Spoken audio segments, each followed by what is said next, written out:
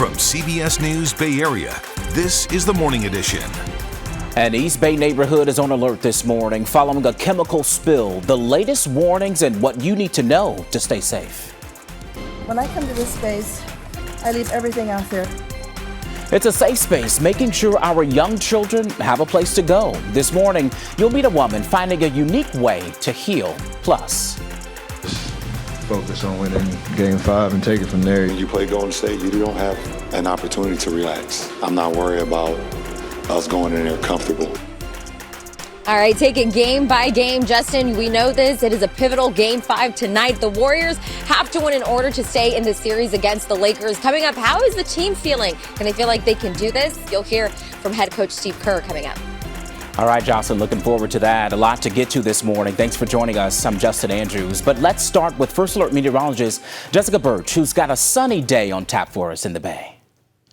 Daytime highs this afternoon are sitting in the upper 50s from Pacifica off into San Francisco. Jess, thanks so much. Let's get right into this morning's top stories. A health advisory has been issued in Martinez over a mystery mercury spill at an Amtrak train station. Hazmat crews found traces of the chemical and initially said it was only a small amount. Well, now we're learning it was a whole lot more. In fact, Contra Costa Health wants people to avoid walking on certain streets in downtown Martinez.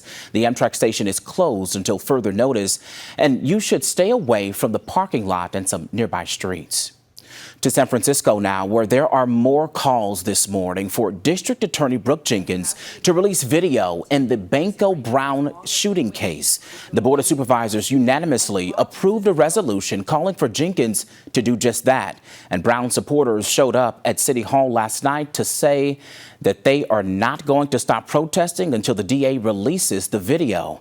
Brown was shot and killed by a Walgreens security guard last month while allegedly shoplifting about $14 worth of candy. The Oakland teacher strike is now in day 5. Teachers are returning to the picket lines at dozens of schools. Yesterday, they were at 80 schools and held mega rallies at 4 spots across the city. And as the strike drags on, we're learning parents are now calling for a seat at the bargaining table. During our 9:30 stream, hear the union's response to parents' input.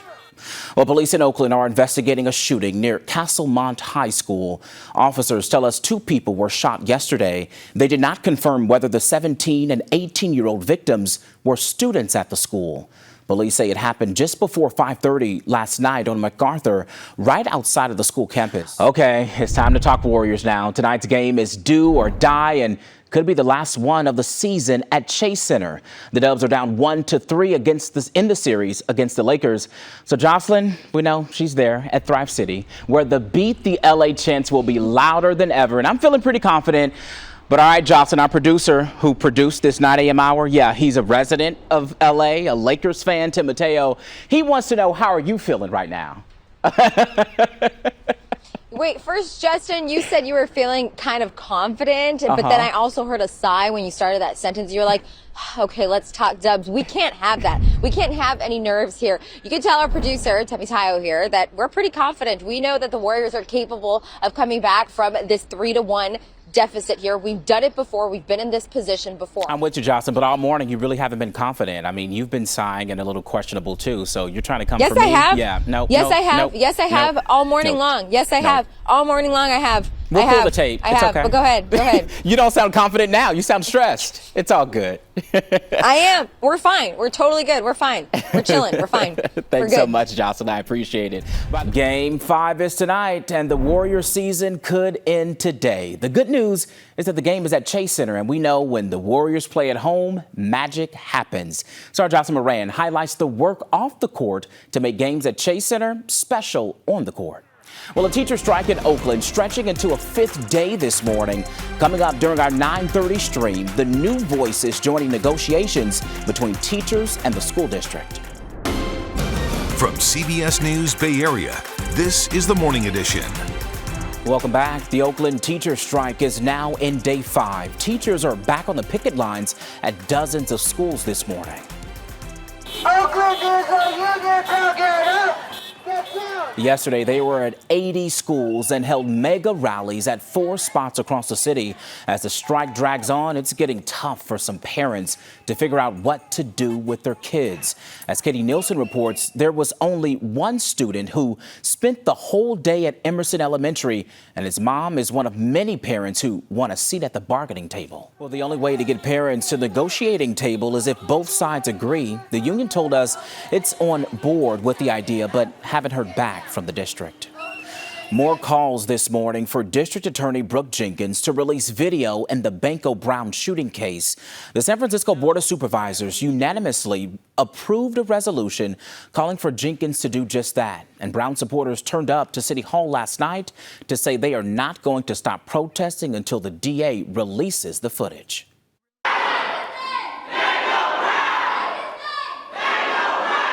We need justice. We don't just need the tape. We don't need just the tape. After the tape, then what? Banko Brown's case is just as important as the Cash App case. My people are important.